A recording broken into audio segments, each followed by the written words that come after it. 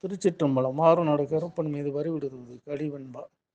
காலை வலுவும் அயர்ந்து வலியுணர்ந்து வேலை முருகப் பெருமானை போற்றினேன்.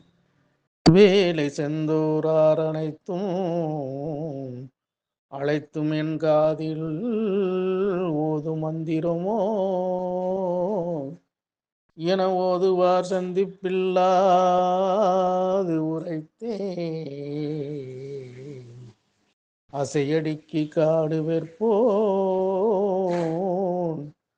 நல்லாராவான் செந்தூர் செல்லும் அவர் சொல்லுவார்